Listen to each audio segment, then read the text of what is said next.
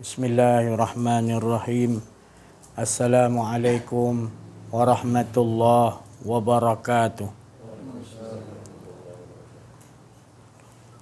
Alhamdulillahilladzi anzala ala abdihil kitaba wa lam yaj'al lahu 'iwaja. Sadaqallahul azim. Alhamdulillahi rabbil alamin. Wassalatu wassalamu ala asrafil anbiya'i wal mursalin wa ala alihi wa sahbihi ajma'in. Subhanaka la ilma lana illa ma 'allamtana innaka antal alimul hakim. La haula wa la quwwata illa billahil aliyyil azim. Bisyafatin Nabi Muhammadin Mustafa Rasulullah sallallahu alaihi wasallam wa ila arwahi abina wa hummahatina wa ma hawa awliya wal anbiya wa syuhada wa siddiqin wa ila syahirin malaikati muqarrabin wal ghaib, ibu bapa kita, isteri, suami, anak-anak, cucu-cucu kita, semua kaum kerabat, abang-abang, kakak-kakak, saudara mara, ipar-ipar, mertua kita, muslimin, muslimat, mukminin, mukminat, tak lupa pada semua pemimpin-pemimpin kita, terutama pemimpin-pemimpin yang berada di negara kita, dan juga semua muslimin, muslimat, ahlil kubur. Al-Fatihah. A'udzubillahi minasyaitonirrajim. Bismillahirrahmanirrahim. Alhamdulillahi rabbil alamin. Ar-Rahmanir Rahim. Maliki yaumiddin. Iyyaka na'budu wa iyyaka nasta'in. Ihdinas siratal mustaqim. Siratal ladzina an'amta 'alaihim ghairil maghdubi 'alaihim waladdallin. Khusus semua sekalian alam yang Allah Subhanahu wa taala jadikan, subhanaka, di mana tidak ada sia-sia Allah menciptakan. Al-Fatihah. A'udzubillahi minasyaitonirrajim. Bismillahirrahmanirrahim.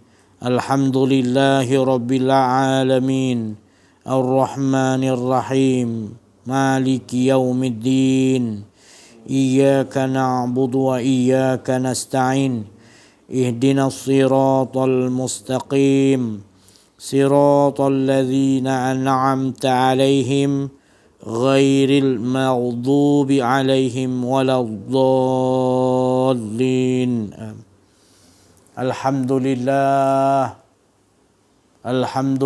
bersyukur kita kepada Allah Subhanahu wa taala, limpahan kurniaan Allah, rahmat Allah, inayah Allah, hidayatullah laduni, dan juga ma'rifatullah serta sifat ihsan yang Allah anugerahkan kepada kita, iman, Islam, dan juga berbagai-bagai nikmat yang Allah curahkan daripada alam roh hingga sekarang, dan bila-bila nikmat Allah tidak pernah berhenti, dan juga nikmat Allah tidak mampu kita menghitungnya. Ya, jadi nikmat yang paling besar diberi kita hidup bernapas, yang sebelum ini kita belum hidup, belum bernapas, belum bernyawa lagi. Kita ini belum disebut ada.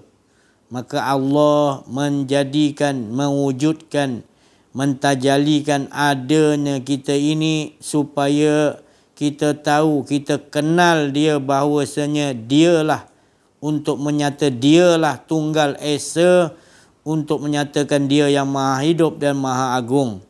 Bukan tujuannya kita hidup ini kita salah menilainya, iaitu menganggap hidup ini kita beramal soleh dan kita harus mengambil upah daripada Allah. Itu bukan ahsanu amalah. Jadi ahsanu amalah adalah Allah Subhanahu wa taala mengurniakan kepada kita hidup, dan kita memulangkan balik hidup ini seperti mana Rasulullah sallallahu alaihi wasallam iaitu sunnahnya memulangkan balik la haula wala quwata illa billahil aliyil azim. Mana tidak ada daya, tidak ada hidup, tidak ada dengar, tidak ada segala-gala kudrat dan iradat melainkan billah. Lillah tu kerana Allah. Kalau la haula wala quwata illa billah, maknanya jangan ada rasa akuan diri lagi. Berbeza lillah itu menuju kepada kerana Allah. Ada lagi dua. Tetapi kalau dah billah, maka tak ada lagi merasakan ada wujud sekalian alam ni, melainkan yang kita tahu semuanya termasuk kita menyatakan dirinya yang esa. Jadi perkataan la haula wala quwata illa billah itu adalah perkataan orang yang duduk maqam seperti maqam yang tertinggi, yang terpuji, yang telah Allah janjikan adalah maqam Nabi Muhammad sallallahu alaihi wasallam. Kerana kita tidak mampu untuk menceritakan bagaimana maqam tertinggi ni tadi. Ya. Kerana maqam ini adalah maqam di mana seseorang itu telah dileburkan oleh Allah, difanakan oleh Allah. Maka dalam keadaan ini bukan boleh dibuat-buat. Bukan boleh kita belajar-belajar, kita boleh terus praktikkan. Tak. Maqam ni adalah maqam yang jelas dan nyata, hanya Allah boleh meleburkan kita. Kerana kita berusaha, berikhtiar, berbuat macam-macam, tapi keputusannya Allah lah yang menjazbahkan, yang meleburkan, yang memfanakkan kita. Dari itu kita selalu bermohon kepada Allah dengan memakai kalimah sakti la ilaha illallah, supaya kita memohon kepada Allah. Pakaian kita adalah la. Pakaian Adam, pakaian Rasulullah sallallahu alaihi wasallam, la haula wala quwata illa billahil aliyil azim. Jadi kita kebanyakannya, terutama pada penghujung akhir zaman ini, di zaman kita ini, sedikit yang mau memahami, sedikit sangat, kerana yang lainnya hanya berbekalkan nak mengharapkan upah, ganjaran dan minta dijauhkan daripada azab.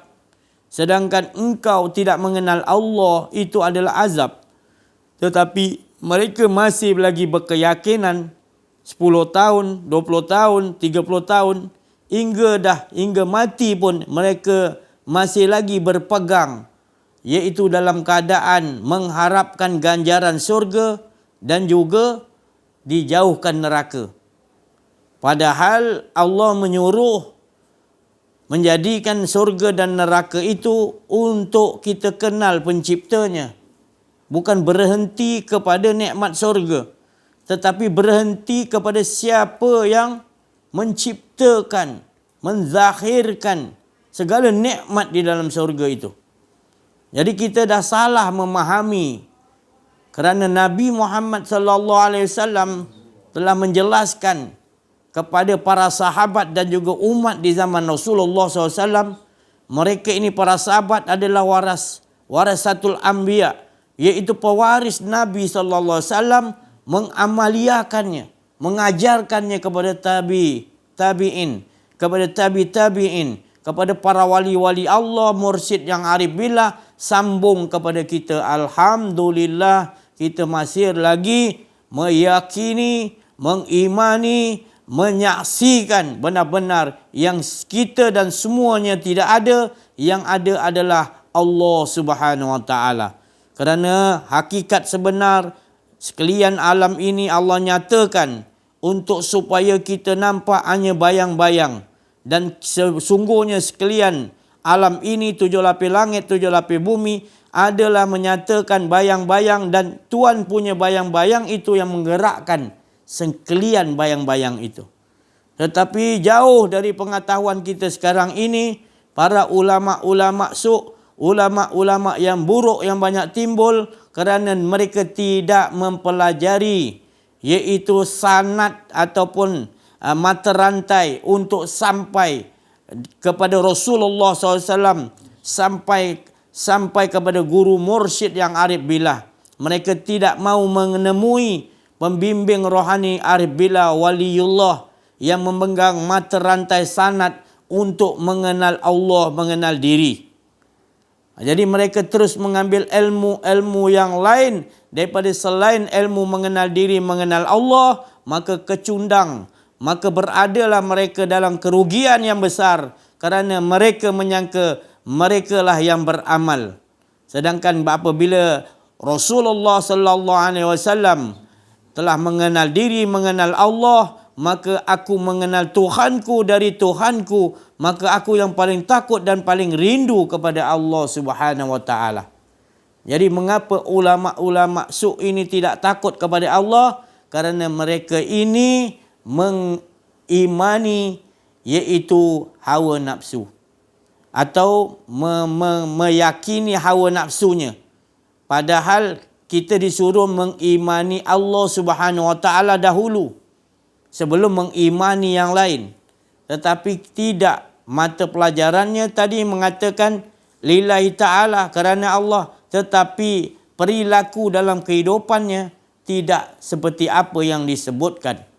Maka itulah mereka ini takut apabila ada kebatilan, dan kebatilan itu adalah diperbuat oleh orang-orang atasan, mereka tidak berani untuk menentang kebatilan. Malahan mereka, para ulama-ulama ini, seharusnya dialah yang ke depan untuk membasmi kebatilan. Kerana ia telah mengambil ilmu-ilmu dari sisi Rasulullah sallallahu alaihi wasallam, tetapi ternyata mereka tidak mengambil ilmu yang asli daripada Rasulullah sallallahu alaihi wasallam, daripada waris-warisnya itu, iaitu mengenal diri, mengenal Allah. Maka dia tidak takut kepada Allah, dia takut kepada makhluk. Dia takut pangkatnya akan dilucutkan bila dia bercakap benar. Dia takut gajinya diturunkan. Dia takut nanti orang menghina, dia tidak lagi mendapati jawatan yang telah dipikulnya itu. Jadi mereka ini hanya takut kepada makhluk dan tidak takut kepada Allah, tetapi mulutnya menyebutkan Allahu Akbar. Allah Maha Besar daripada segala yang besar. Allah lah yang Maha Besar, kerana seluruh kebesaran kekuasaan berunsur daripada kebesaran dan keagungan Allah, tetapi mereka tidak merasainya. Inilah sebabnya menyebabkan Rasulullah sallallahu alaihi wasallam memperingatkan kepada Sayyidina Ali, akan datang nanti orang-orang yang banyak beramal, itulah yang akan merosakkan masyarakat. Dan juga orang yang banyak ilmunya, ilmu agama ke ilmu macam-macam, dia ni yang akan merosakkan masyarakat. Rasulullah bagi tahu kepada Sayyidina Ali. Sayyidina Ali karamallahu wajhah seolah-olah macam tidak percaya. Kerana di zaman itu tak ada manusia berwatak begitu ketika beradanya Rasulullah sallallahu alaihi wasallam. Kerana Rasulullah SAW telah menyempurnakan apa yang telah disuruh oleh Allah Subhanahu wa taala. Maka itu Rasulullah SAW memperingatkan kepada kita 1400 tahun dahulu lagi untuk supaya kita bersiap siaga, kukuhkan akidah kita. Kerana pada penghujung zaman, iaitu zaman kita ni, adalah zaman yang teruk, di mana manusia banyak yang berlakon bertopeng. Yang paling aku takuti adalah manusia yang banyak beramal di kalangan orang yang alim ulama, orang yang banyak ilmu. Rasulullah kata, Sayyidina Ali terperanjat, jadi ada ke begitu ya Rasulullah? Ya, akan datang nanti. Jadi kenapa Rasulullah ingatkan? Kerana disuruh kita bersiap siaga, bersungguh-sungguh mempersiapkan kekuatan akidah. Kerana kita akan menghadapi, iaitu kita mengharapkan pagar makan padi. Iaitu kita mengharapkan ulama, tetapi ulama dah jadi ulama su'. Jadi kita tak ada harapan untuk nak melawan Yahudi, untuk melawan Nasrani, Majusi. Mereka bertambah kuat, merosakkan akidah-akidah anak cucu keturunan kita. Dengan cara iaitu senjata yang halus. Dia gunakan santau, dia gunakan sihir. Sihir tu berbentuk digital. Sihir tu berbentuk alat elektronik. Sihir tu berbentuk sains yang seolah-olah dia pergi ke bulan. Padahal dia buat dalam studio. Jadi dah 40 tahun kita kena tipu. Masih lagi kita disihir, kita rasa kita tak disihir. Ini yang Rasulullah bagi tahu. Dan ulama-ulama yang Allah Subhanahu Wa Taala berikan ilmu-ilmu ini, mereka ini adalah bersifat iaitu hawa nafsu, iaitu perkara yang yang buruk, di mana mementingkan dirinya sendiri kerana tidak mempelajari ilmu mengenal diri, mengenal Allah. Kerana dengan mempelajari ilmu mengenal diri, mengenal Allah akan membuatkan aku yang paling takut dan paling rindu kepada Allah Subhanahu Wa Taala. Ini seperti mana yang Rasulullah SAW memberitahu. Aku yang paling kenal Allah dan aku yang paling takut dan rindu kepada Allah. Jadi kalau bertambah kita mengenal diri, mengenal Allah, bertambah takut kita kepada Allah. Apakah takut itu ya Rasulullah? Takut itu nak merasa ada sedetik pun akuan diri. Takut yang bermaksud ni, takut pada hantu lari, jangan pergi tempat tu lagi. Tapi takut pada Allah bukan jauh, lari. Takut kepada Allah dimaksudkan tu ittaqullah tu supaya kita jangan merasa ada akuan diri lagi. Itu yang dikatakan ittaqullah, bertakwalah kepada Allah.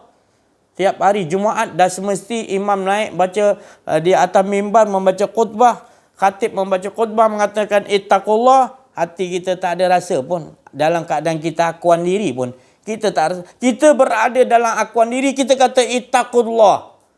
Menipu, membohong, munafik itu. Kita menghadapi manusia yang begitu. Dia suruh kita bertakwa kepada Allah. Seperti Dajjal nanti muncul. Dia kata beriman kepada Allah depan orang ramai. Semua orang beriman. Padahal yang bercakap itu adalah Dajjal. Itu Rasulullah SAW bagi tahu. Berhati-hati, bukan sangka kepada ulama-ulama, mufti-mufti, orang-orang kuat agama.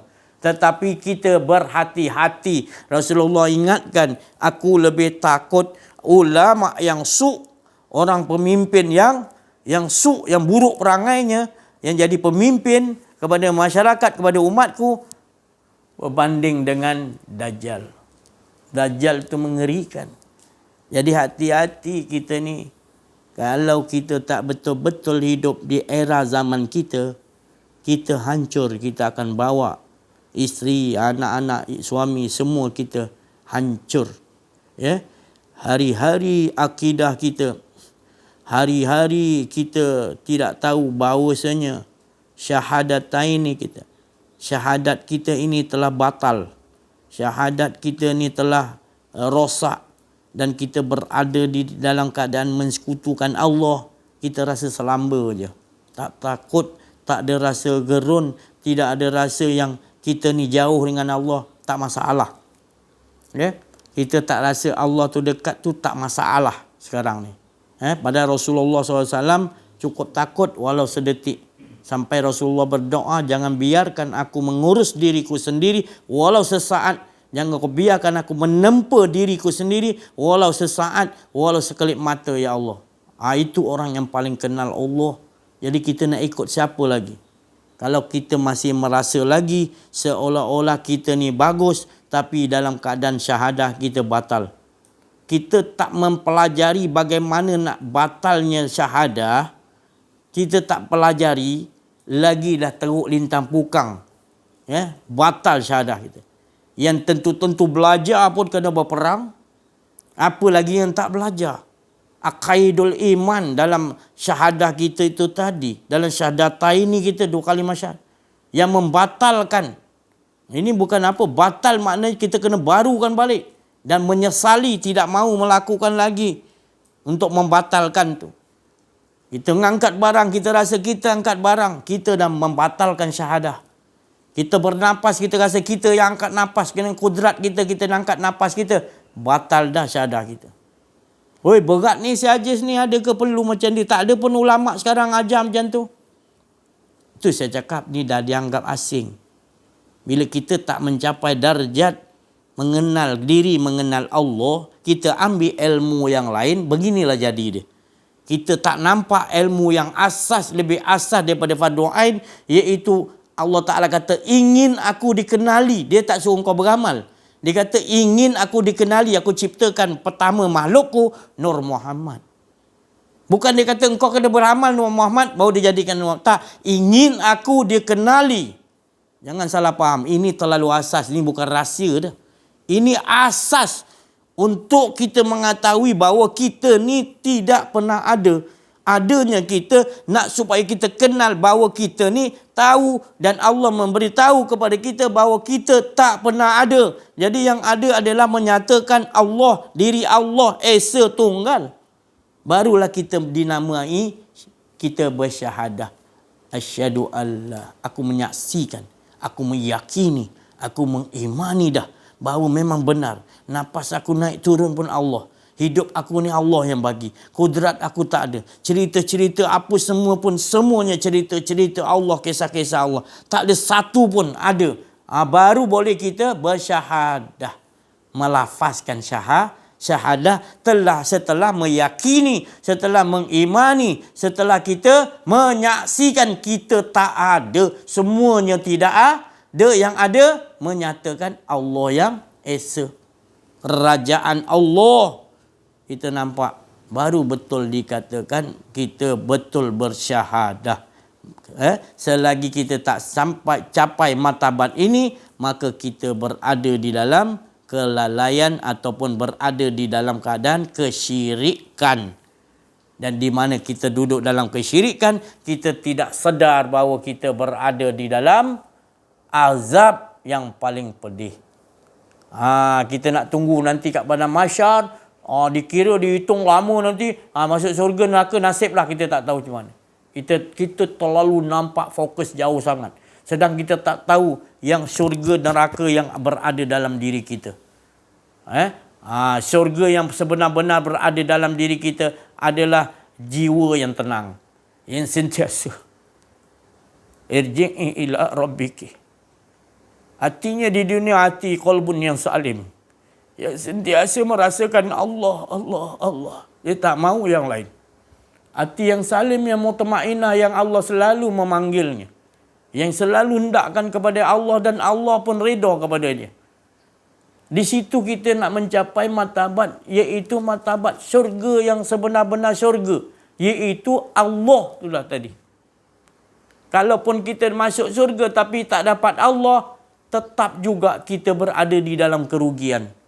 Kerana kita menyembah kepada kenikmatan syurga, kita tidak nampak hak pemilik syurga itu lebih nikmat, maka kita berada dalam kerugian juga.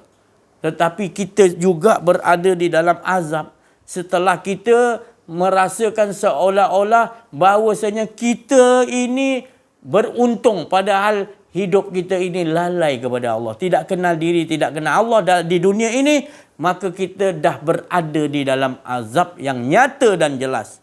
Tak payah tunggu, dah sign kontrak. Dah awal-awal lagi kita dah ditewaskan. Kita ni berada di dalam azab awal-awal lagi. Sebelum pintu azab itu dibuka, kita dah terpilih sebagai manusia yang diazab oleh Allah Subhanahu Wa Taala kerana la yafqahuna biha.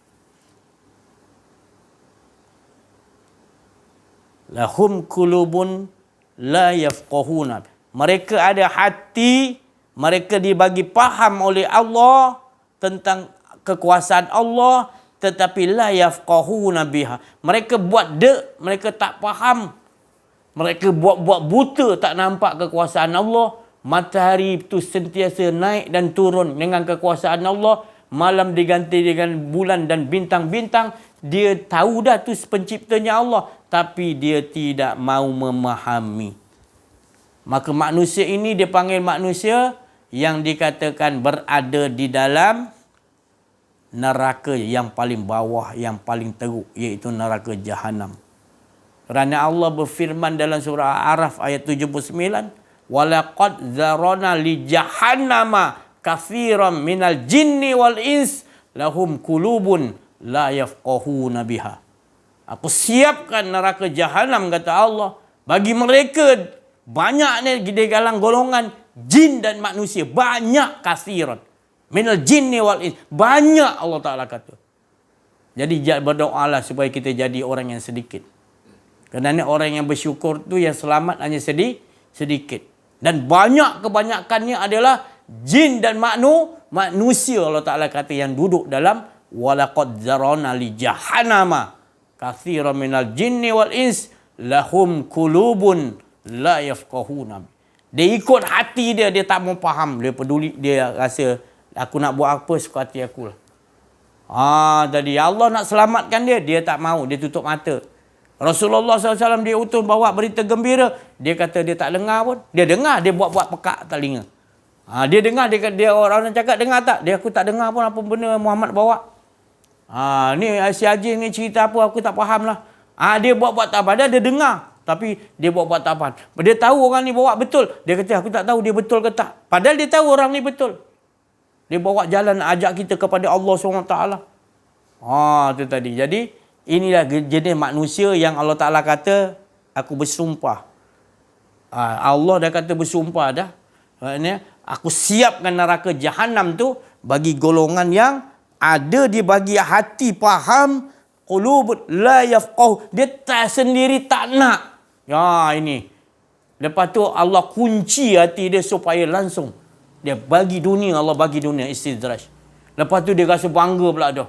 Macam Fir'aun, Namrud, Qarun dan banyak lagi manusia-manusia akhir zaman ni yang terkena istidraj. Dia kata, wah Allah sayang aku lah. Aku kaya, aku senang. Dia tertipu di situ. Allah dah kunci maknanya. Jangan salahkan Allah. Punca dia, engkau yang tak mau fahami. Makin jauh, Allah bagi lagi jauh. Jangan salahkan Allah. Allah sayang pada kita. Banyak perumpamaan. Amsala linnas. Berbagai perumpamaan pada manusia. Tak renti-renti Allah bagi perumpamaan. Tapi kita la yafqahuna biha. Wa na'udzubillah. Jangan ada di kalangan golongan kita yang bersifat seperti ini. Tapi Allah bagi tahu banyak. Pada penghujung zaman, banyak. Jadi kita menghadapi manusia yang begitu. Susah aja kita nak bagi faham. Allah pun bagi tahu. Rasulullah pun dibagi tahu. Mereka sukmun, bukmun, homyum. Mereka tutup.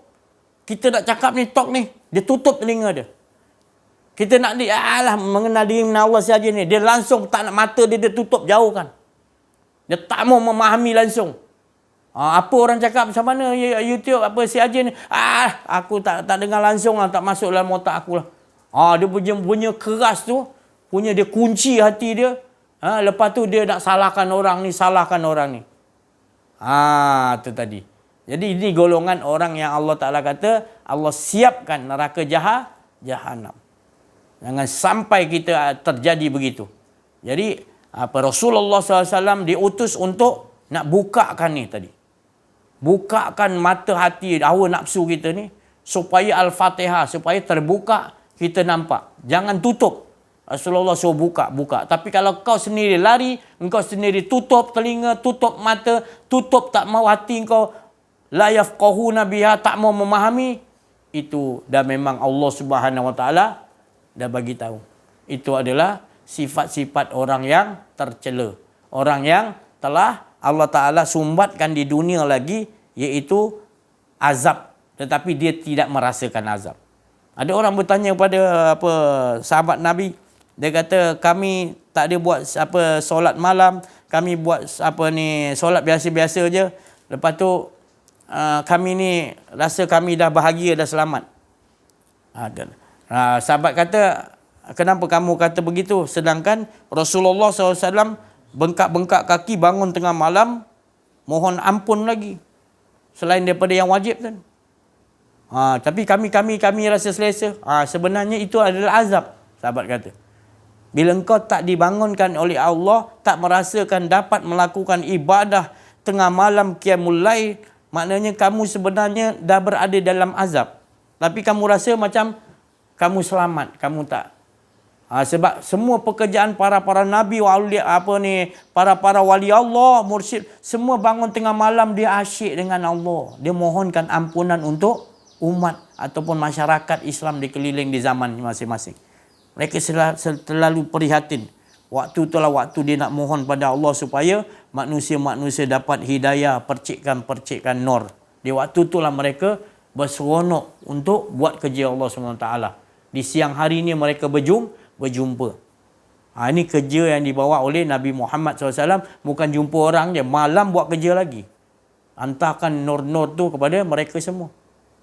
Rasulullah SAW pernah bila dia tertidur.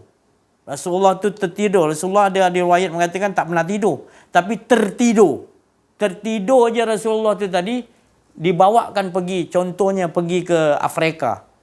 Ada Rasulullah masih hidup tak pergi ke Afrika. Tapi tertidurnya Allah Ta'ala bawa ke Afrika. Dan Rasulullah di waktu itu menaburkan syafaat di situ.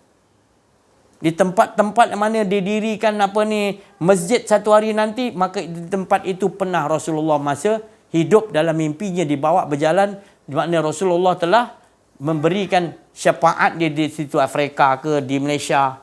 Di Malaysia pun ada. Di sekalian alam ni Rasulullah terlelapnya Allah akan bawakan berjalan pergi untuk menaburkan syafaat. Mana tempat didirikan masjid ataupun tempat ibadah, tempat-tempat tok ini, maka menunjukkan bahawa Rasulullah SAW pernah hadir. Kalau dalam hadis memang nyata tak ada. Tapi di waktu dia Rasulullah dibawa berjalan tidur. Tertidurkan kejap pun dibawa. Maknanya Rasulullah SAW hidup dan wafatnya memberi syafaat. Jadi kita ni mewarisi. Kalau betul mewarisi al-ulama warasatul anbiya, mewarisi ilmu Rasulullah SAW, tidur kita pergi mana pun kita akan nak memberi barakna. Kalau Rasulullah syafaat, kalau kita barakna, memberi berkat di keliling kita. Sehingga dalam mimpi pun terbawa-bawa kita memberikan barakna. Itu tandanya kita mewarisi ilmu kasih sayang daripada Rasulullah. Kerana ilmu Rasulullah ni ilmu kasih sayang, Rahman dan Rahim. Kerana itu sifat Rasulullah tu sifat yang daripada Allah, iaitu Rahman dan Rahim. Akhlaknya tu tadi akhlak yang sangat mulia. Di mana dididik oleh Allah Ta'ala dan Allah Ta'ala yang downloadkan akhlak Allah Ta'ala kepada Nabi Muhammad sallallahu alaihi wasallam. Jadi beruntung kita dapat Nabi kita Nabi Muhammad sallallahu alaihi wasallam, sedangkan Nabi Musa sendiri ingin menjadi umat Nabi Muhammad sallallahu alaihi wasallam. Dan banyak lagi kelebihan-kelebihan umat Nabi Muhammad sallallahu alaihi wasallam, kerana orang yang mengenal diri, mengenal Allah di kalangan umatku adalah dia sebenarnya yang dikatakan aku, dia tu aku. Ada ni hadis kursi. Rasulullah kata bila orang tu dah kenal diri, dia kenal Allah, mana tak ada akuan diri dia lah jadi arifin billah, maka Rasulullah akan berjumpa. Rasulullah kata aku tu engkau, engkau tu aku. Bayangkan. Pengakuan tu tadi Rasulullah kata aku tu engkau, engkau tu aku. Sebab apa? Kita yang cakap, orang ni hebat, dia ni Rasulullah ke? Bukan. Orang tu dah tak ada keakuan diri. Sebab Rasulullah pun tak ada keakuan diri. Maka sama, tak ada keakuan diri.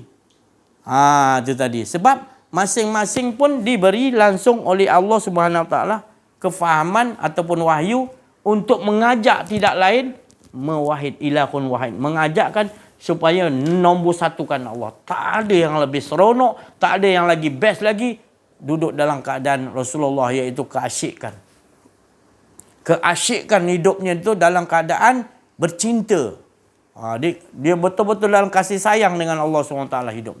Jadi dia tak nampak lagi dah ada yang lebih nikmat lagi. Hingga dihidangkan syurga, Rasulullah tak rasa memerlukan.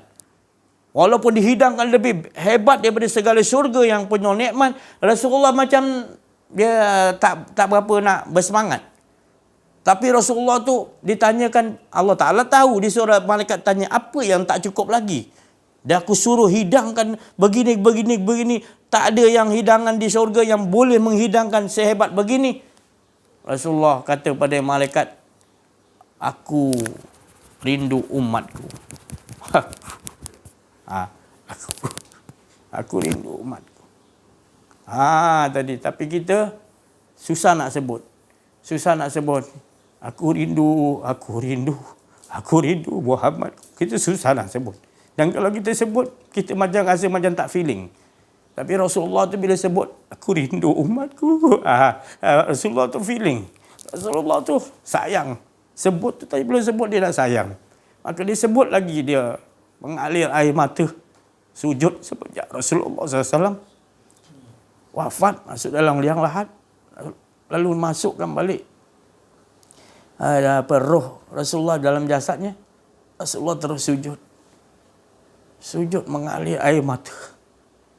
Allah yang Maha Tahu tanyakan malaikat, Jibril, tanyakan kepada kekasihku, apa benda yang kau menangis sujud? Tak bangun-bangun. Tu Rasulullah kata, umatku macam mana umat? Umatku macam mana? Dia risau umat dia. Dia risau umat dia. Jadi orang yang mewarisi al-ulama warasatul anbiya, dia risau umatnya zaman kita ni. Risau kena tipu dengan Covid, kena tipu dengan Yahudi, kena tipu. Dia risau bagaimana cara aku nak selesai, nak biar manusia ni, umat Muhammad tak kena tipu. Dia risau bagaimana dia nak minta idea pada Allah macam mana nak selamatkan. Bukannya kita duk minta jauhkan syurga. Dia tak ada, dia risau kita ni yang dah duduk dalam azab ni, dia risau macam mana nak keluarkan kita. Dia sanggup dia dah lepas dah, Allah Ta'ala bagi lepas dah. Tempat dia dah baik dah Rasulullah. Tapi dia nak keluar balik masuk dalam neraka, nak selamatkan kita. Ada manusia macam tu. Jadi kita tak terfikir ke situ sebab kita penting hawa nafsu diri kita sendiri. Maka itu kita tak dapat merasai macam mana ya Rasulullah sallallahu alaihi wasallam merasai dia sayangnya pada. Begitulah pembimbing rohani, dia mewarisi betul akhlak Nabi SAW. Bukan boleh dibuat-buat. Tak boleh dibuat-buat. Memang mereka merasai betul apa yang Rasulullah rasakan. Sayangkan kepada umat, dia juga rasa. Dia mewarisi, bukan boleh beli sijil tu, tak ada. Itu kurniaan daripada Allah. Dia dapat langsung daripada Rasulullah SAW. Bukan satu tugas yang mudah. Itu tugas yang berat sangat. Tetapi mereka buat dengan kasih sayang, maka akan jadi ringan. Kerana dia buat dengan kasih sayang. Dia tak ada kebencian. Walaupun orang baling batu, orang ludah, orang fitnah, nak bunuh, macam-macam, tak nak tolong perjuangan dia tak, dia jalan terus. Dia terus doakan orang tu, ya Allah bagi dia hidayah, bagi dia petunjuk ya Allah, supaya bersama boleh menolong sama-sama ya Allah. Gitu dia doanya macam tu. Dia tak ada doa kecelakaan. Walaupun orang tu nak membuat kecelakaan dan dah berbuat kecelakaan pun mereka tidak akan membalasnya kerana mereka mewarisi daripada Rasulullah SAW akhlak khuluqin azim. Jadi alhamdulillah, mudah-mudahan sedikit ni peringatan kita sambung untuk pencerahan kepada sahabat-sahabat kita, teman-teman kita, untuk menambahkan lagi. Ustaz Ozai Pak Lang yang saya latih. Assalamualaikum warahmatullahi wabarakatuh. Alhamdulillahirabbil alamin. Alhamdulillahilladzi hadana li hadza wa ma kunna linahtadi laula an hadana Allah. Asyhadu an la ilaha illallah wahdahu la syarikalah wa asyhadu anna Muhammadan abduhu wa rasuluh sallallahu alaihi wa ala alihi wa sahbihi haqqa qadrihi wa miqdarihil azim. Alhamdulillah, setinggi-tinggi kesyukuran kepada Allah Subhanahu wa taala yang mana dengan limpah kurnia hidayah, taufik, inayah, rahmat, kasih sayang, pilihan dan keridaan daripada Allah SWT jua, maka alhamdulillah Allah SWT yang mengatur, menyusun dan menempatkan kita di majlis yang sangat-sangat mulia di sisi Allah SWT ini pada pagi ini. Itu majlis kita sama-sama mendengar daripada pembimbing rohani kita, itu Ustaz, bagaimana kita nak kenal diri dan kenal Allah SWT, dan bagaimana kita nak membuang keakuan diri, menanggalkan dan meleburkan keakuan diri yang begitu lama bersarang di dalam hati kita. Dan bagaimana Ustaz terangkan tadi, kita nak jaga supaya syahadah kita ni jangan terbatal ataupun jangan rosak, jangan sopih ataupun sumbing lah. dengan itulah bila kita dah ucapkan kalimah la ilaha illallah Muhammadur Rasulullah, itu kalimah sakti, kalimah iman ataupun kalimah tauhid, kalimah taqwa, kita ada bersyahadah, maka jalanan kita hari-hari, kehidupan kita, sama ada kita beribadah khusus ataupun ibadah umum, kita solat dan sebagainya, semuanya kita nak letakkan semuanya itu daripada Allah Subhanahu Wa Taala, bukan diri kita. Kita ni tak ada kehidupan, tak ada ilmu, tak ada percakapan, tak ada pendengaran dan sebagainya, tak ada penglihatan. Jadi kita letakkan bahawa semuanya itu Allah Subhanahu Wa Taala. Kita nombor satu kan Allah Subhanahu Wa Taala.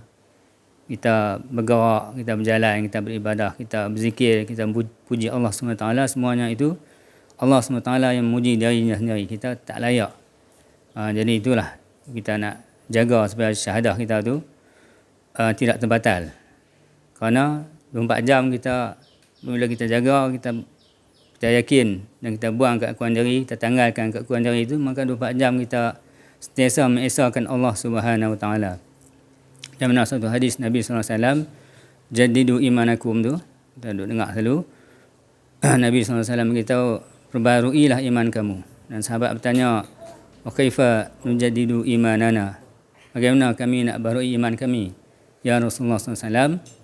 Nabi SAW beritahu, aksiru min qawli la ilaha illallah, kamu perbanyakkanlah mengucapkan percakapan la ilaha illallah. Itu percakapan kita mengesahkan Allah SWT, mentauhidkan Allah SWT, kita buang keakuan diri, dan kita besarkan Allah SWT, nombor satu ke Allah SWT, dan nafikan dan isbatkan, buangkan makhluk, buangkan keakuan diri, pemilikan dan sebagainya. Jadi di situ hadis itu dia kata qauli, aksiru min qauli, bukan saja kita berzikir, banyakkan zikir, tapi qauli, pengucapan itu kita makamkan la ilaha illallah tu, kita amaliyahkan dalam kehidupan kita. Jadi insya-Allah sedikit arahan pada pagi ini daripada saya tangguhkanlah dengan wabillahi taufiq wal hidayah. Wassalamualaikum warahmatullahi wabarakatuh. Wala haula wala quwwata illa billahil aliyyil azim. Wassalatu wassalamu ala Rasulillah wa ala alihi wa ashabihi ajma'in. Subhanaka la ilma lana illa ma 'allamtana innaka antal alimul hakim. Rabbi shrah li sadri wa yassir li amri wa hlul 'uqdatam min lisani yafqahu qawli. Ya hayyu ya qayyum bi rahmatika astaghis. A'udzu billahi minasy syaithanir rajim. Bismillahirrahmanirrahim. Laqad ja'akum rasulun min anfusikum 'azizun 'alaihi ma 'anittum harisun 'alaikum bil mu'minina raufur rahim. Fa in tawallaw faqul hasbiyallah la ilaha illa huwa 'alaihi tawakkaltu wa huwa rabbul 'arsyil 'azim. Inna fatahna laka fathan mubina. Inna fatahna laka fathan mubina. Inna fatahna laka fathan mubina.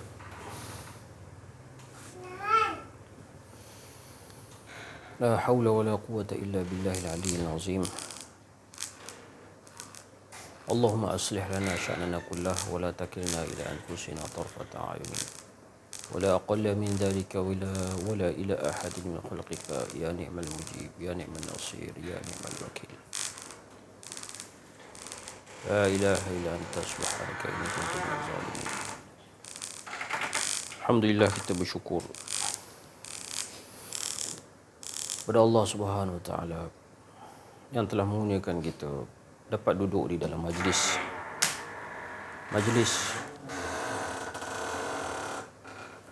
ilmu, yang pastinya majlis ilmu, majlis yang suci, majlis yang murni, majlis Allah, majlis Rasulullah sallallahu alaihi wasallam, majlis ulama, majlis arifin billah, majlis yang tidak ada di dalamnya disebut, dibincangkan hal lain melainkan semata-mata bersedap dengan Allah Subhanahu Wa Taala.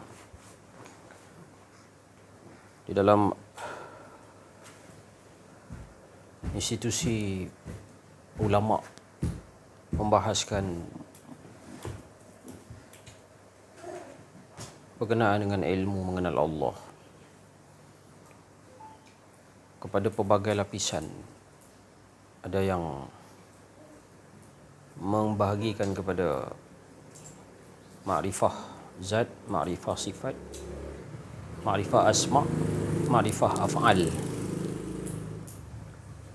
Sehingga agama Islam ini dilihat begitu cantik, dilihat begitu indah, tak sama dengan agama lain.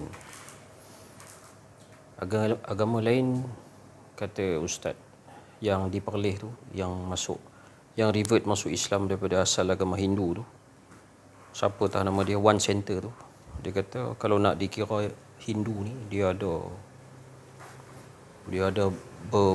beratus Tuhan dia. Jadi itu membina macam-macam mazhab, macam-macam pahaman di dalam agama Hindu. Begitu juga dengan agama Kristian, berperang-perang, berpecah belah, berbunuhan. Tapi agama Islam ni agama yang indah, tersusun. Dan dia jelas, berkenaan dengan Allah tu jelas. Tak ada khilaf. Kalau khilaf pun bukan khilaf yang usul. Dia khilaf di peringkat furu'. Hanya yang terkini ini saja dikelirukan oleh ahli fitnah. Contohnya seperti Allah duduk atas langit, Allah duduk atas arash, dengan Allah wujud tidak bertempat. Yang mana satu? Lama kelamaan dia akan kata khilaf. Sebenarnya tak betul. Tak betul, bukan khilaf. Itu bukan khilaf, tapi itu adalah fitnah. Itu adalah fitnah dalam agama. Jangan sampai satu hari nanti kita mengiktiraf dia sebagai satu khilaf. Kalau dunia Islam mengiktiraf itu sebagai satu khilaf, maka hancurlah agama ni. Hancurlah agama ni jadi seperti agama lain. Berkenaan dengan Allah ni, tidak ada khilaf daripada dulu sampai lah. Allah wujud tidak bertempat. Dan sifat 20 itu sudah diterima pakai dan sangat berjasa kepada seluruh kaum muslimin sepanjang zaman. Setiap hari ulama-ulama menulis berkenaan dengan ilmu tentang Allah. Sebagai tambahan, ini baru saja dikeluarkan oleh satu orang ulama yang tahqiq, yang saya ingin berkongsi membacakan dia. Dia simpelkan. Saya bacakan. Perbezaan istilah kerana perbezaan jalan ataupun manhaj. Tetapi hakikatnya ataupun natijahnya sama sahaja dan tidak bertentangan. Anda boleh kutip benda ni di dalam page penuntut ilmu. Penulis dia ialah Dr. Abdullah Jalil yang pernah menjadi salah seorang daripada ahli panel dalam majlis talk kita di Zawiyah Tok Ayah dulu. Jadi contoh satu dia kata, mutakallim ahli sunnah wal jamaah. Dia kata Allah, wujud Allah wajibal wujud, dan wujud makhluk mumkinal wujud. Kemudian manhaj sufi ahli sunnah wal jamaah, wujud Allah itu wujud yang hakiki dan wujud makhluk itu wujud yang majazi. Tu habis contoh satu. Contoh dua pula. Mutakallim ahli sunnah wal jamaah kata alam itu bukti atau burhan atau dalil adanya pencipta, yakni Allah. Ini nama dia tauhid istidlal. Manakala sufi ahli sunnah wal jamaah berkata, aku mengenal Tuhanku dengan Tuhanku. Saya ulang sekali lagi. Ini sufi ahli sunnah wal jamaah. Aku mengenal Tuhanku dengan Tuhanku. Jika alam ini tidak ada sekalipun, maka Tuhanku tetap ada. Dalam kurungan pada pandangan hatiku. Ini adalah tauhid asyuhud. Dan banyak tu dua contoh yang diberikan dalam penulisan di peringkat medsos, media sosial, nak memudahkan masyarakat supaya memahami, kan? Ni kalau kata apa yang Ustaz Aziz cakap tu kata dah susah. Ni saya bagi lagi susah. Ni baru rumit lah. Kalau nak kata apa yang Ustaz Aziz cakap yang mudah tu, Dia kata rumit, ni lagi rumit saya bagi. Nak minta lagi rumit lagi, saya boleh buka kitab baca Arab terus. Ni orang dah bagi yang senang, yang mudah. Dia banyak songeh, dia kata susah lah, apalah, tinggi sangat lah. Yang ni baru tinggi kan. Ini baru complicated. Ini kira mudah ni. Dah dimudah-mudahkan, dah bertapis-tapis dia mudah. Kalau nak yang susah lagi, kita bagi yang susah. Dia macam ni lah. Dia tak ada duit pecah bang. Inilah paling besar, paling kecil kita bagi duit 100. Contoh ya, tak ada besar lagi, bagi duit 1000 tu. Macam tu lebih kurang. Bidalan je tu, bidalan je. Kita dah bagi duit RM5 contoh je. Tak ada duit kecil lagi, bagi 50 terus. RM5 tu dah kecil lah, sedih kalau duit baki. Macam tu lah, pergi beli kuih pagi tadi kan. Lebih kurang gitulah cerita dia. Saya teruskan sikit lagi pembacaan. Dan ada banyak lagi sebagai penuntut ilmu dalam kurungan agama yang serius. Belajarlah kedua-dua manhaj mutakallim dan manhaj sufi. Jangan terlalu cepat menghukum. Manhaj ahli sufi memerlukan amalan zikrullah yang dilakukan dengan sebanyak-banyaknya. Banyakkan bersangka baik dengan para ulama dan bersifat tawaduk. InsyaAllah pintu ilmu akan terbuka. Semoga bermanfaat. Afwan. Dalam penulis, nickname dia penuntut ilmu. Dia last sekali nota dia. Jangan ikut golongan Wahabi. Tauhid mutakallim al-sunnah wal jamaah adalah istidlal dengan kaedah akli dan naqli. Pun mereka tak faham. Apatah lagi tauhid ahli sufi, yakni syuhudi, zauki dan kashfi. Memang mereka gagal teruk dalam perbahasan tauhid ini. Habis noktah. Jadi tuan-tuan dan puan Allah, para ulama dah bahas dah.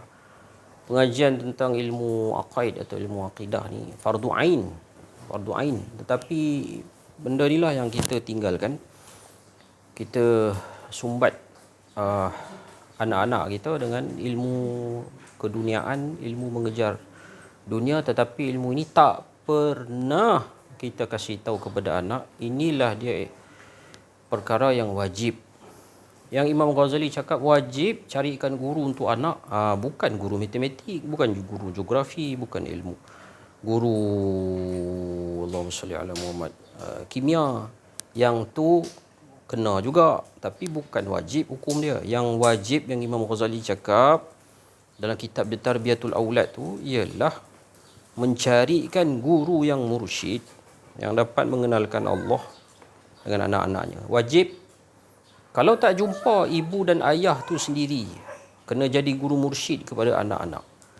Dalam rumah, cerita tentang Allah. So ibu ayah, macam mana nak cerita tentang Allah kalau kita pun tak ada modal? Macam mana? Jadi ibu ayah sekalian, nak didik anak-anak, cara nak dapatkan modal tu ialah mencari guru yang mursyid. Modal itu apa? Rasulullah dah kata, Allah ra'su mali. Modal yang sebenarnya, yang sungguhnya ialah Allah Subhanahu Wa Taala. Dan tidak ada kelazatan lain yang dapat diungkapkan dalam berkehidupan di dunia ini melainkan bersedap dengan Allah Subhanahu Wa Taala.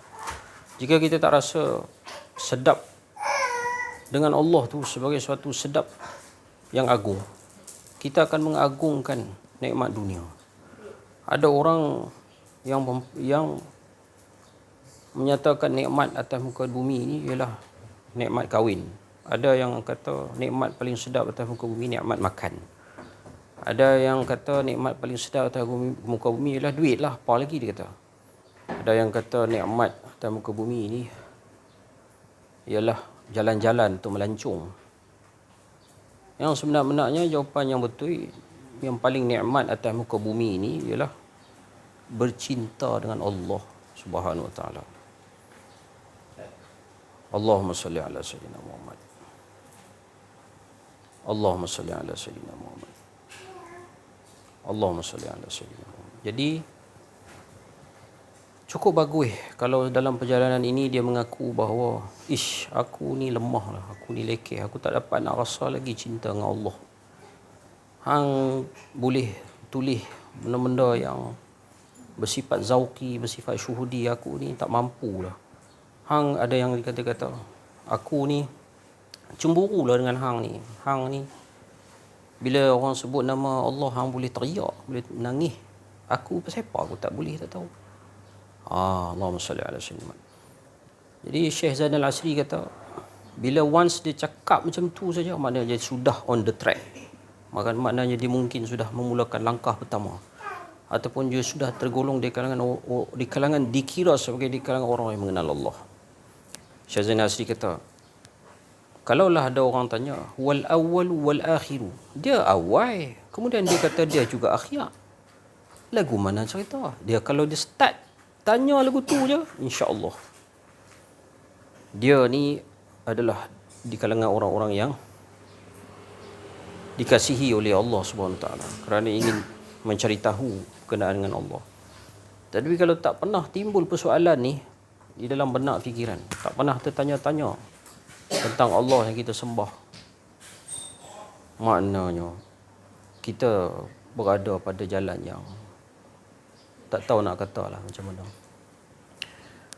Jadi nisbah perjalanan ini kalau secara rasminya tidak ada orang yang lahir di atas muka bumi ini tanpa ibu. Allahumma salli ala sayyidina Muhammad. Tanpa ayah masih boleh diterima akal lagi, tapi semuanya melalui rahim seorang ibu. Begitulah juga tradisinya, sunnahnya. Bukan sunnah Nabi, sunnatullah. Sunnah Allah. Sunnah Allah ni dengan sunnah Nabi mana lagi tinggi? Sunnah Allah, sunnatullahnya. Mencari Allah ini sebagaimana juga seorang manusia mesti melalui rahim seorang ibu. Demikianlah juga untuk melahirkan tiflul ma'ani itu. Tiflul ma'ani itu dalam ilmu sufi diistilahkan sebagai tiflul ma'ani itu.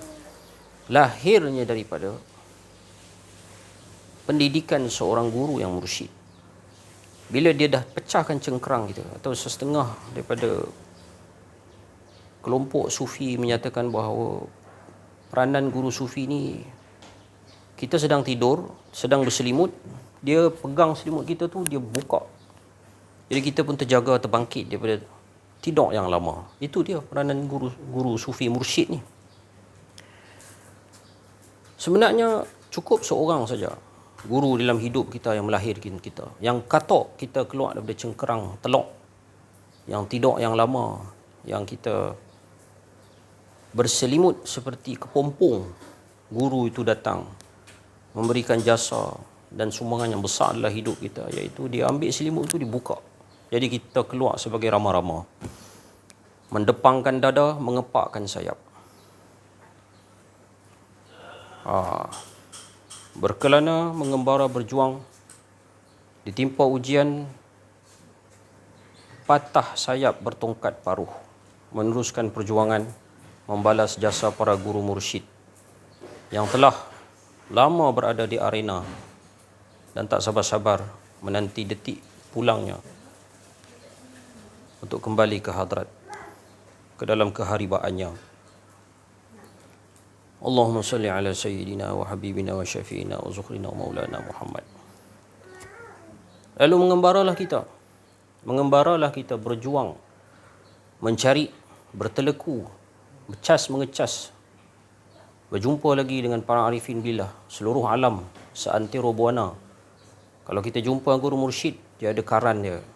Dia ada punya detection, ada magnet dia. Kita boleh tahu insya-Allah ini guru mursyid ni. Ni dak lagi. Yang ni dah makam macam ni, yang ni. Tapi benda itu rahsia. Ada benda rahsia yang kita tak dapat. Macam rumah tangga. Rumah tangga ni ada rahsia juga. Kan? Ada rahsia juga. Ada soalan-soalan yang sensitif. Dan benda itu adalah merupakan common sense. Seorang anak, walaupun dia bodoh lagi, dia tak pernah tanya, macam mana bapa dengan mak punya hubungan Dia tak pernah tanya. Anak pun dia tahu sebab dia ada built in dia punya adab. Tak pernah lah seorang anak tanya soalan-soalan yang bersifat rahsia dan sulit dalam hubungan percintaan kita suami isteri. Begitu juga hubungan percintaan kita dengan Allah. Ada adab-adabnya yang kita tak boleh tanya kepada Allah. Seperti Aina Allah? Imam Malik kata soalan tu soalan bid'ah. Soalan bid'ah. Sehingga para sahabat pun tidak dicatatkan pernah bertanya begitu kepada Rasulullah. Rasulullah tu dia bertanya kepada seorang jariyah, Aina Allah? Dia bukan tanya kepada Allah. Rasulullah bukan tanya kepada Allah. Dia tanya kepada seorang jariyah, seorang hamba perempuan. Perkataan Aina Allah. Kemudian jawab perempuan tu, Fis sama. Jadi Rasulullah pun membebaskan dia daripada penghambaan. Jadi soalan itu untuk Rasulullah mengetahui dia ni beriman dengan agama samawi ke ataupun beriman dengan berhala. Sebab dalam beratus-ratus, beribu-ribu berhala yang dicipta oleh kafir Quraisy, ada yang nama dia Allah tapi berhala. Kalau perempuan tu tunjuk Aina Allah, dia tunjuk satu patung tepi Kaabah, ni Allah, maka dia penyembah berhala. Rasulullah tak mau bebaskan dia. Jadi selepas tahu perempuan ini adalah merupakan orang yang beriman, Rasulullah pun suruh mengarahkan supaya perempuan ini dibebaskan daripada menjadi hamba kepada orang kafir. Allahumma salli ala Muhammad. Itu kena faham. Jadi demikianlah juga rahsia. Sebab itu disebut sebagai ulama. Karamah awliya ni merupakan haid perempuan. Karamah para ulama, karamah para awliya itu bagaikan haid bagi seorang perempuan. Mana apa? Malu untuk diceritakan. Jadi dia susup. Macam mana cara nak susup? Susup dengan dalail, susup dengan kitab, susup dengan ilmu. Padahal benda tu datang dekat dia macam ni, jadi dia putar ligat pikiran ni. Allah, macam mana ni? Aku kena sembunyikan diri. Dia sembunyikan diri, mencarilah dia dalil. Cari kalam-kalam ulama lepas yang telah menyebut tentu.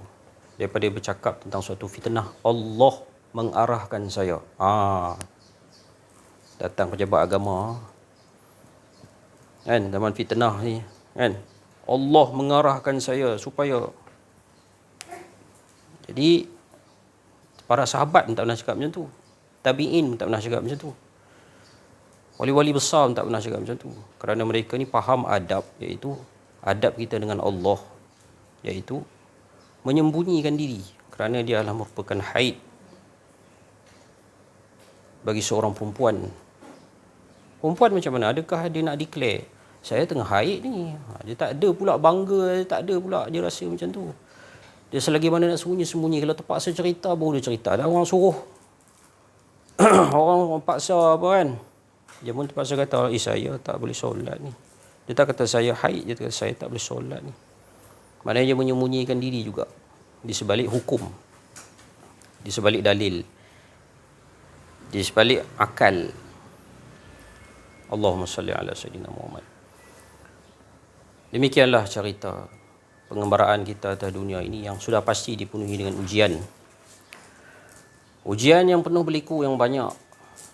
Sehingga dikata oleh Allah SWT dalam Al-Qurannya, ahasiban nasu an yaqulu amanna wa hum la yaftarun. Apakah hang nak declare hang sebagai hang orang beriman kalau aku tidak menguji hang? Allah Taala kata. Apakah aku nak kira hang sebagai orang beriman sebelum aku uji hang? Dalam ayat yang lain. 2-3 ayat bunyi lagu tu. Allahumma salli ala Sayyidina Muhammad. Oleh itu bila kita dalam keluarga ada ujian kita dalam keluarga. Kita ditinggalkan, kadang-kadang ditinggalkan oleh keluarga, diboikot oleh keluarga. Allahumma salli ala Muhammad. Baru semalam saya pergi ziarah satu orang hamba Allah. Satu hamba Allah yang menangis, mengeluarkan air mata kerana dia pilu dia. Saya dah kenal lama, tapi dia baru cerita masalah dia tu. Rupanya perit. Dan timing dia cerita tu, baru saya tahu, baru saya faham kenapa setiap benda ada timing dia. Kerana bila kita dah lalui perkara yang sama, kita dah melepasi ujian itu, Bila dia cerita, kita faham dan kita boleh turut teriak dengan dia sekali. Bila dia faham, bila dia macam mana rasanya kena fitnah. Kena fitnah tu dengan orang yang dekat, dengan orang yang dekat, orang yang selama ni mengasihi, menyayangi kita. Dengan fitnah dengan ibu ayah sendiri contohnya. Dicop sebagai sesat oleh ayah, ibu dan ayah sendiri contoh. Perit tu, dia punya perit dia lain daripada mufti kata kita sesat lain. Ni bila kita ni orang yang menyayangi kita, mak kita contohnya, tiba-tiba dia kata kita sesat dan dia cukup yakin bahawa kita ni sesat. Perit. Kemudian ujian pula. Bila kita berjalan dalam ni, kita terlibat dalam banyak jemaah-jemaah tarikat sufi. Ada di antaranya yang kita ni dah beradab dah. Dah ikut adab dah. Tapi macam-macam cerita lah. Kita dicop dengan fitnah-fitnah yang melulu. Dituduh pula pengkhianat, dituduh pula munafik, dituduh pula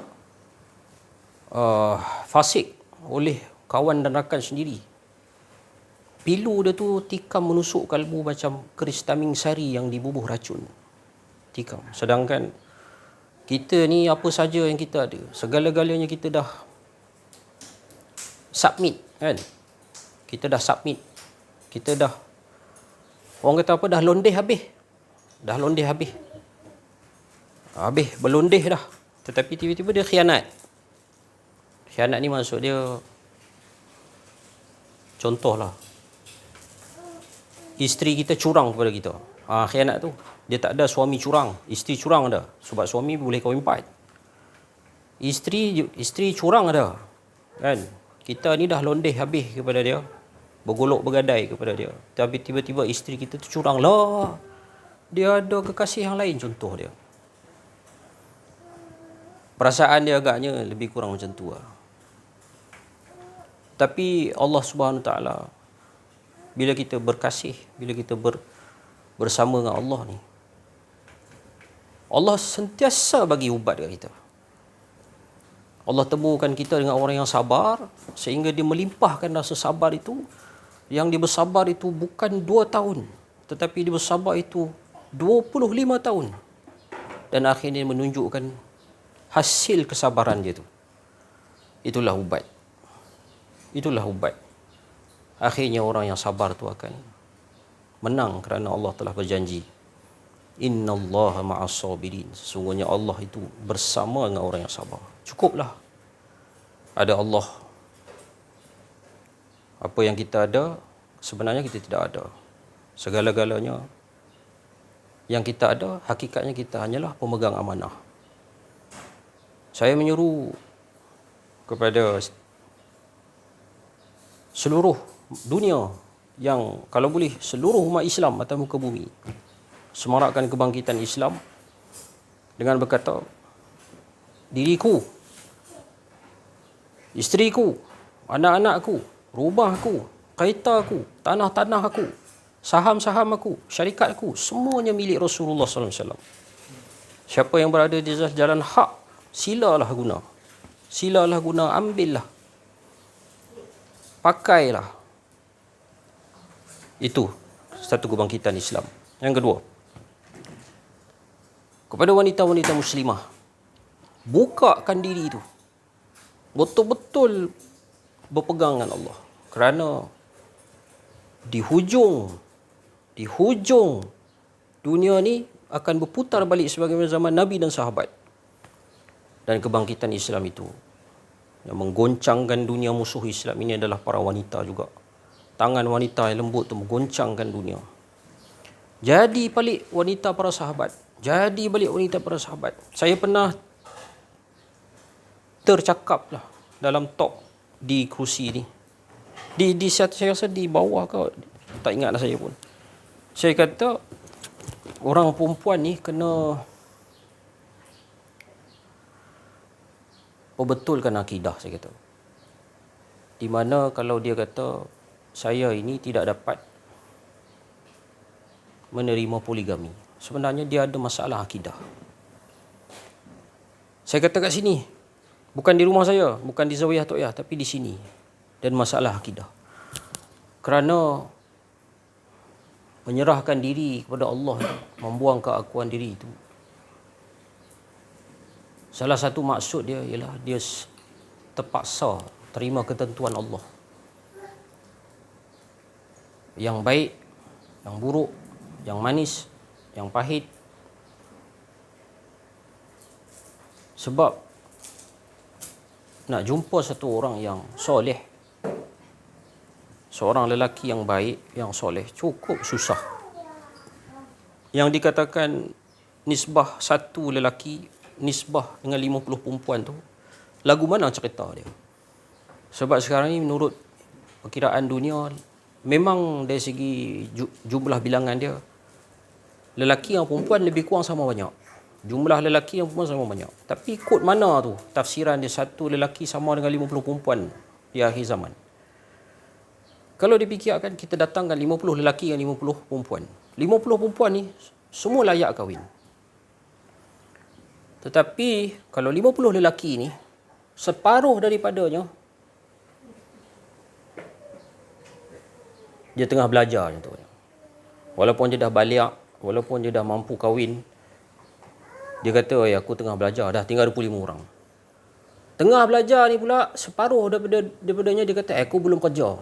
Tinggallah 25 bahagi 2, 12 orang. 12 orang ni pula dia kata dah kerja ni. Dah elok dah kerja, dah habis mengaji, dah kerja.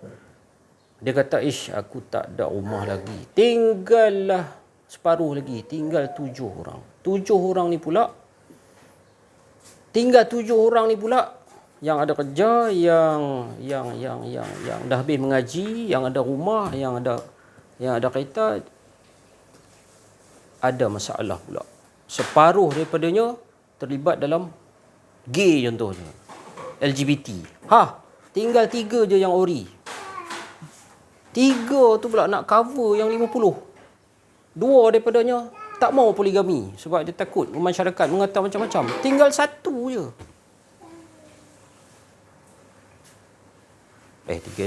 Tiga ni tak kahwin lagi. Kan? Tak apalah. Tinggal 3 je yang boleh kahwin. Yang 2 lagi ni, betul lah. Tinggal 2 lagi ni dah 3 kahwin. 1 je yang terima poligami. Sudah. Habis. 1 dengan 1. 49 orang lagi macam mana? Kesian. Jadi sebab tu, pandangan saya pada masa saya bagi talk hari tu, saya kata dia akan balik semula pada zaman dulu. Di mana para sahabat mengamalkan ayat suci Al-Quran tu, masna wa sulasa wa ruba' tu kan. Dah masuk situ pula, saya tak ada rancangan langsung lah nak bercakap ke situ, tapi dia bercakap tentang keakuan diri tadi. Di dalam jemaahnya, di dalam keluarganya ada ujian, di dalam kelelakian ada ujian, di dalam kepemperuanan dia ada ujian dia. Ujian memang banyak. Kalau tidaklah Allah Ta'ala kata, ahasiban nas ayyutraku ayyaqulu amanna wa hum la yuftanun. Kita kata kita beriman, Allah biarkan kita tanpa ujian. Wa hum la yuftanun. Pasti ada ujian. Itu sajalah, saya maafkan saya kerana telah terlebih bercakap dari segi masa tu. Kalau ada keakuan diri, maafkan saya. Assalamualaikum warahmatullahi wabarakatuh. Assalamualaikum warahmatullahi wabarakatuh. Alhamdulillahirabbil alamin al-mukashafa wa al-fuqara ila siratal mustaqim ila siratal mustaqim ila siratal mustaqim la haula wala quwwata illa billahil aliyyil azim. Subhanaka la ilma lana illa ma 'allamtana innaka antal alimul hakim la haula wala quwwata illa billahil aliyyil azim. Alhamdulillah, syukur kita kepada Allah Subhanahu wa taala, limpahan kurnia Allah Subhanahu wa taala talk duha pada pagi ini dapat disempurnakan oleh Allah Subhanahu wa taala dan dapat dijemput oleh Allah Subhanahu wa taala disebabkan yang dikatakan subhanallazi asra, subhanallazi maha suci. Maha suci tu apa, tak ada lagi rasa kepemilikan, yang suci tu dia bukan kita pun kan. Jadi diperjalankan oleh Allah Subhanahu wa taala untuk bersama-sama dalam majlis Allah Subhanahu wa taala ni, yang dikatakan duduk di dalam kumpulan fad'ali fi ibadi, bukan kata kita suci. Dan kita ni memang tak ada apa, dia yang maha suci. Bukan kita mengaku kita ni suci, tak ada. Dia yang maha suci yang sebenarnya. Itulah yang dikatakan, yang dipecahkan banyak kali yang kita perkatakan, iaitu la haula wala quwata illa billahil azim. Yang dipecahkan oleh Syekh Abdul Qadir Jalani pula, la hayyun, la alimun, la qadirun, la muridun, semua tu yang dikatakan berkehidupan dengan Allah SWT. Hala tujuh dia apa tu? Menafikan keakuan diri kita yang ada hanya Allah. Apa dia? Bukan menyebut. Bukanlah kita cakap kita cintakan Allah, bukan kita ada, Allah ada, bukan. Yang ada hanya Allah. Itu je. Kita tak ada. Dia je yang ada. Itu dia. Itu tauhid sebenar dalaman tu. Kita jangan syok sendiri cakap kita dengan Allah, kita ni dengan Allah. Maknanya ada dua tu. Kena perhatikan. Sebab tu dia kena ada mursyid arif billah yang nak membimbing benda ni semua ni.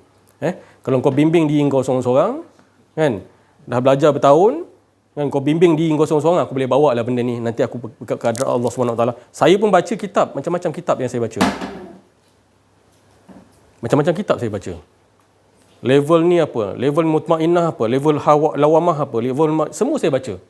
Tapi kalau kau baca kitab tanpa ada guru yang nak membimbing, kau jangan syok sendirilah. Saya cakap Ustaz Aziz sendiri pun pergi ke Jabatan Agama Islam pun dipanggil, diceritakan benda ni, dia kata tak ada dalam silibus. Macam Ustaz Aziz beritahu sebelum ni. Tak ada dalam silibus. Macam mana kau belajar kat Jordan, kau kata kau dapat benda ni? Menipu kau. Menipulah kau. Mana ada benda ni? Ni ialah. Ni. Jabatan Agama Islam sendiri pun cakap silibus ni tak boleh dimasukkan. Bayang. Apatah lagi kita belajar kat Amerika ke, belajar ke agama Islam syariah ke apa ke. Tak ada benda ni, kau jangan menipu. Kau cakap kau ambil daripada mana? Jangan menipu. Sebab tu benda ni memang kena betul-betul istikharah, berjumpa dengan arif billah, pembimbing rohani, nak betulkan benda ni. Jadi itulah yang saya boleh ungkapkan di sini. Benda tu jangan kita perasan, jangan kita syok sendiri benda ni. Sebab benda ni terlalu halus, latiful khabir, terlalu halus benda ni. Kita nak apa? Nak menyatakan berkehidupan dengan Allah Subhanahu Wa Taala, terlalu halus. Kita bukan bercakap saja, tapi kita alami dalam kehidupan harian kita. Saya teringat di pagi tadi, bahayanya kita apabila kita menghina, mencemooh ahli-ahli Allah, mencemooh apa tu, macam Rasulullah SAW dulu. Perasan tak kalau saya pergi ke Mekah dulu,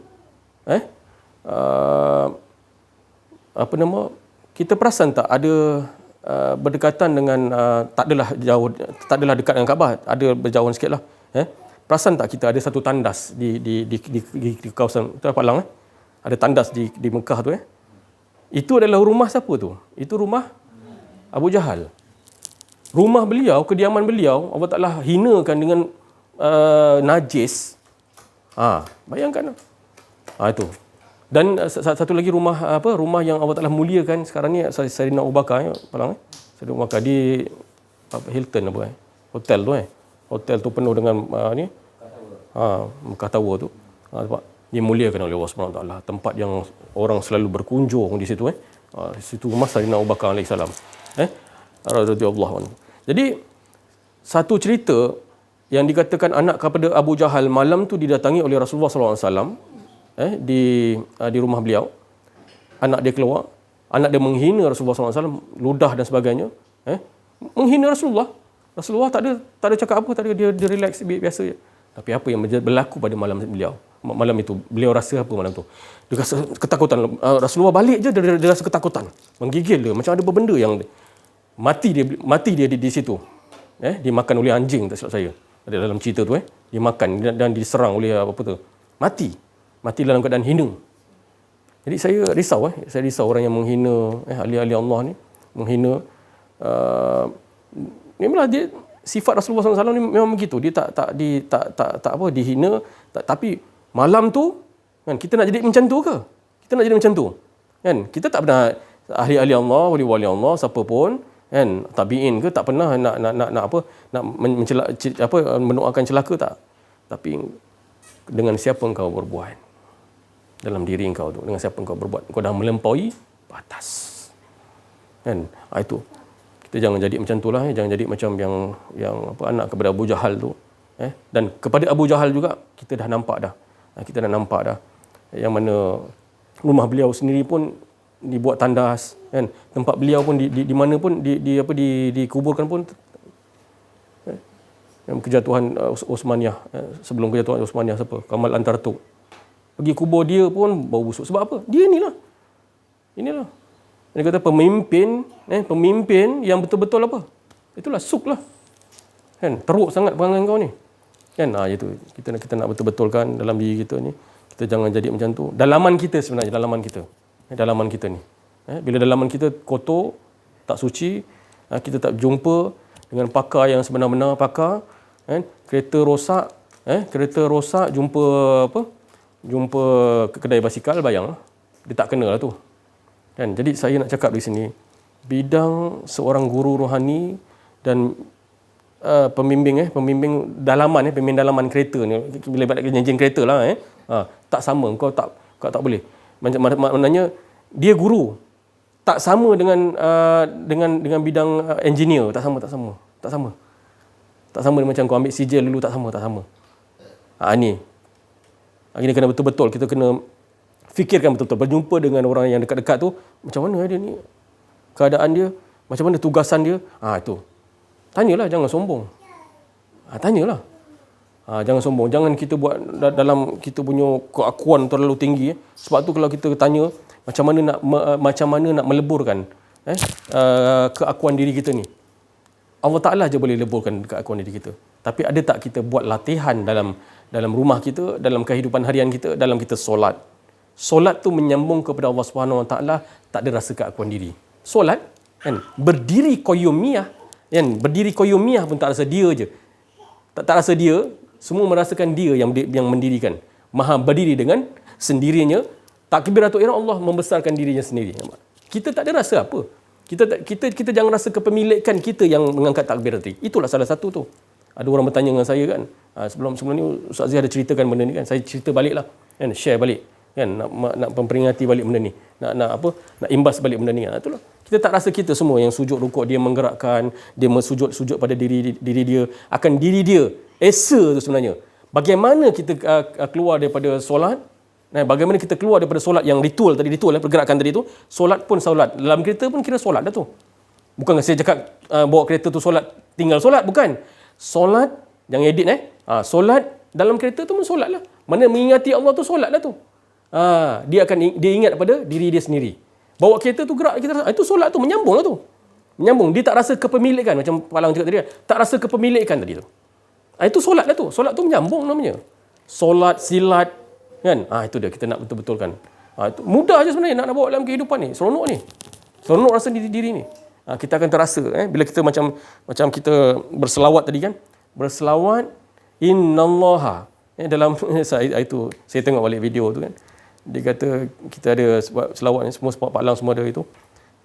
Macam mana kita ni selawat lebih-lebih. Lepas tu ustaz pun jawab innallaha. Allah Ta'ala berselawat. Adakah Allah Ta'ala tu lebih-lebih? Kan? Nampak? Kita kena fikirkan. Innallaha wa malaikatahu yusalluna 'alan nabi. Kan? Berselawat. Dia yang berselawat atas diri dia. Muhammad sallallahu alaihi wasallam tu adalah sifatullah. Sifat dia, diri dia lah. Diri dia. Sifatullah, sifat dia yang menyatakan esa tadi tu. Itulah. Bila dia berselawat, kita sekali kita berselawat, kan, maknanya tak ada rasa kepemilikan, dialah berselawat atas dirinya sendiri. Maknanya gitulah. Dia berselawat atas sifat dia, sifat kepada zat kepada sifat. Maksudnya gitu. Terasa tak kedalaman tu? Dalaman tu rasa tak? Rasa tak? Rasa tu. Kenikmatan selawat dalam keadaan asyik kepada Allah Subhanahu Wa Taala itu. Jadi berapa banyak selawat yang kita selawat, 1 juta selawat pun orang yang tak kenal diri, tak kenal Allah, tak mengetahui rahsia yang ni sebenarnya yang ditalkinkan oleh pembimbing rohani yang nak cerita benda ni, tak dapat rasa syok. Kan? 1 juta pun tak sama. Dia sekali selawat tapi dia rasakan yang tu, kan, mengembalikan kepada Allah Subhanahu Wa Taala itu. Sekali dia selawat, bergetar dalam dia. Tu dia. Tu kita nak cerita ni dah keluar balik dah ni cerita tentang Nabi Muhammad sallallahu alaihi wasallam, cara kita berselawat dalam keadaan nasyid. Itu yang kita rasa. Semalam pun saya cerita jugalah dekat rumah kan. Itulah keadaan dia. Bila kita mengetahui benda ni, kita amaliahkan dalam kehidupan harian kita. Kita tak tahu apa benda pun. Yang penting Allah Subhanahu Wa Taala sendiri yang mencetuskan percakapan mutakalimun dia ni. Baru kita rasa kita ni tak ada rasa kepemilikan. Itulah sebenarnya, bukan kata kita cakap saja, tapi kita dah merasai dalaman kita tu. kekuatan tu. Bergembalapan nur cahaya Allah Subhanahu Wa Taala. InsyaAllah. Sekian daripada saya. Assalamualaikum warahmatullahi wabarakatuh. La haula wala quwwata illa billah. Assalamualaikum warahmatullahi wabarakatuh. Bismillahirrahmanirrahim. Alhamdulillahirabbil alamin. Wassalatu wassalamu ala asyrafil anbiya wal mursalin sayyidina Muhammadin wa ala alihi wa sahbihi ajmain. Rabbi shrah li sadri wa yassir li amri wahlul 'uqdatam min lisani yafqahu qawli. Alhamdulillah. Pertama sekali saya ingin mengucapkan jutaan terima kasih kepada Ustaz yang tidak jemu-jemu mengingatkan kita semua untuk sentiasa buang sifat keakuan. Mohon pada Allah SWT untuk leburkan sifat keakuan dalam diri kita. Yang mana dengan adanya sifat keakuan inilah hati kita menjadi payah untuk menerima nasihat-nasihat, menerima teguran-teguran daripada arif billah. Dan dengan sifat keakuan inilah kasih sayang dalam diri kita sesama jemaah semakin pudar, apatah lagi dengan orang lain. Jadi saya begitu terkesan dengan kisah Nabi kita yang begitu sayang kepada umatnya, tidak jemu-jemu mendoakan untuk umatnya sampai ke akhir hayat baginda. Kita hanya, saya sendirilah ceritanya, memikirkan tentang diri sendiri saja. Kita pernah nak fikir tentang orang lain. Fikir kita ni asalkan kita rasa cukup, kita rasa bahagia, kita bahagia untuk pada pemikiran kita saja. Dan kita tak hirau pada orang-orang sekeliling kita, sahabat-sahabat kita yang lain. Jadi bila mendengar talk ni, kita ambillah pengajaran, ambil iktibar untuk sentiasa muhasabah diri kita. Dan hati kita ni bawalah terus kepada Allah SWT untuk sentiasa mengesakan Allah SWT 24 jam sehari. Sentiasa menombor satukan Allah dalam apa jua tugas kita seharian. Dan sebagai seorang wanita yang juga merangkul title sebagai seorang isteri, muhasabahlah diri sentiasa, cuba untuk terus membuat kebaikan, untuk terus membaiki diri hari demi hari. Sebab kita hidup dalam satu rumah tangga. Dengan adanya kasih sayang ini, insya-Allah kita akan menguatkan lagi umat kita ni dan dalam menghadapi dunia akhir zaman ni. Jadi Tok Ustaz ni banyak berkisah tentang bagaimana cara untuk menguatkan akidah kita ni. Jadi dalaman kita ni perlu kita titik beratkan dulu akidah kita. Itu saja daripada saya. Mohon maaf atas salah bicara. Billahi taufiq wal hidayah. Assalamualaikum warahmatullahi wabarakatuh. Syukur kita kepada Allah Subhanahu Wa Taala apa yang diucapkan oleh saudara-saudari kita tadi semuanya Alam, Ustaz Zahid, Syaratin dan lain-lain kaum muslimat. Tak lain semuanya adalah daripada getaran kasih sayang untuk nak mengajakkan kita sama-sama mendapat nikmat yang besar. Wa amma bi ni'mati rabbika fahaddis. Nikmat yang di mana kita ditenggelamkan Allah, dileburkan oleh Allah dan merasai ketetapan keesaan Allah. Itu nikmat yang paling besar yang Rasulullah SAW merasai ketika Isra wal Mi'raj, di mana Rasulullah SAW bertemu dengan Allah SWT. Bukan melihat, bertemu. Liqa ar-rabbih. Maknanya siapa yang nak bertemu, ada Rasulullah dah hilang akuan diri, dileburkan oleh Allah. Maka di waktu itu Rasulullah tak ada dah, Muhammad pun tak ada, semua tak ada. Di waktu itu sampailah di dinding zat. Di dinding zat tu Rasulullah lebur, dan di waktu itulah yang dikatakan pertemuan dengan Allah Subhanahu Wa Taala, di mana bukan ada dua. Bukan ada lagi Muhammad dengan Allah lagi. Hilang semua dah. Yang tinggal hanya zat, yang mana Rasulullah SAW tidak menyuruh kita untuk mengkaji zat, tetapi cukup kita mengkaji pada sifat, kerana sifat tak lain daripada zat itu sendiri. Jangan risau-risau nak kaji-kaji zat, cukup sampai situ. Di mana Rasulullah SAW bila sampai di situ dia yang paling kenal Allah. Ya, jadi itu yang dibawa wa amma bin ni'mati rabbika fadi. Mana nikmat Tuhan di waktu lebur tu hilang akuan diri, dileburkan Allah. Tak ada Muhammad dah. Waktu tu esa Allah sejak azali abadi bila-bila pun dia sebenarnya sentiasa mengesakan, cukup mengesakan dirinya. Di situ Rasulullah sampai, maka disuruh oleh Allah Ta'ala nikmat itu tadi sadis sampaikan. Sampaikan tu bukan boleh siapa-siapa pun disuruh sampaikan. Sebab semua makhluk-makhluk Allah tu Allah yang jadikan. Jadi sampaikan nikmat tu tadi. Jadi kita ni tadi apa yang diucap oleh saudara-saudara kita tadi itu tak lain untuk nak bagi tahu nikmatnya, asyiknya, syoknya dengan Allah Subhanahu Wa Taala. Bila kita dah dapat diberi ada di dunia lagi, kita dah berasa asyik nikmatnya dengan Allah. Tak dapat nak diucapkan. Jadi kalau tak dapat kita kat dunia asyik dengan Allah, tak dapat kita kenal Allah, rugilah. Manusia yang paling rugilah. Ya, Allah bagi kita macam-macam, kita tak kenal dia tu yang bagi kita macam-macam tu. Jadi sebenarnya dia tu bagi kita macam-macam supaya menyatakan diri dia. Supaya jadi satu rasa. Banyak rasa tu jadi satu rasa nikmat, iaitu daripada dia. Ni fa bi ayyi ala'i rabbikuma tukadziban. Rabbikuma. Jangan kita merasa durian tu sedap. Jangan nikmat tu rabbikuma tu Tuhan yang tu yang kita nak rasakan, bukan rasa durian tu sedap tu. Kita balikkan, engkau yang jadikan rasa durian, engkau lebih sedap. Engkau jadikan nasi kandar Penang ke mana, engkau lagi sedap ya Allah. Campuran tu semua daripada engkau. Ditukarkan supaya di dunia lagi kita merasakan rabbikuma tukaz fa bi ayyi ala, mata nikmat mana satu yang engkau kecapi hari-hari wahai jin dan manusia yang kau nak dustakan nikmat tu daripada aku. Jadi kita nak rasakan di situ tadabbur ayat insya-Allah. Di mana orang-orang para rasul, para nabi-nabi, Rasulullah SAW sendiri dia tidak ada ketakutan. Seperti ainal awliya Allah la haufun alaihim yazun. Mana Rasulullah tu lebih tidak ada takut-takut kepada siapa. Tapi kita ni bermacam-macam jenis takut je beritahu.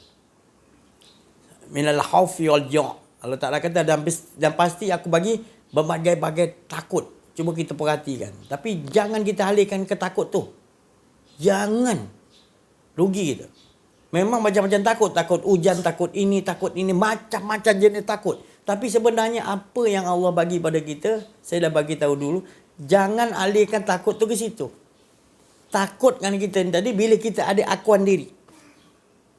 Ya, takut tu dialihkan di situ. Allah berbekalkan kita takut supaya kita jangan takut kepada yang selain menghala mengesakan Allah, iaitu akuan diri itu tadi lebih harus kita takutkan. Jadi alihkan ke situ. Jadi ada satu Habib ni, ulama besar Habib ni, orang yang arif billah di Yaman, 500 ke 400 tahun dulu, dia bercakap, dia kata Habib ni cakap, kalian macam-macam ada bekal takut macam-macam. Macam-macam berlegar dalam diri kalian ni, takut ni, takut. Hari-hari berlegar takut ni. Memang Allah bagi, tapi bukan ke situ. Kami para orang-orang aulia Allah, dia kata para wali Allah, hanya satu je takut kami ada dalam diri kami, dia kata. Apa tu? Takut kami Allah alihkan pandangan kami kepada selain daripada Allah SWT. Ingat tu, ni petua dia bagi tahu. Habib ni, keturunan Nabi ni, dia kata, jangan kita alihkan selain daripada takut kita kepada Allah. Jadi kita takut kalau Allah alihkan pandangan kita nampak jam-jam. Kan? Contohnya, kita takut di situ. Takut Allah alihkan. Patutnya kita nampak hanya Allah sebelum jam tu, Allah dulu. Ni kita, jadi kita takut, ya Allah tolong jangan alihkan pandanganku selain aku memandang wajahmu ya Allah.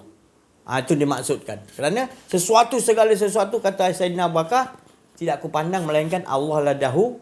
Allah. Ra'aitullah. Aku melihat Allah lah dahulu.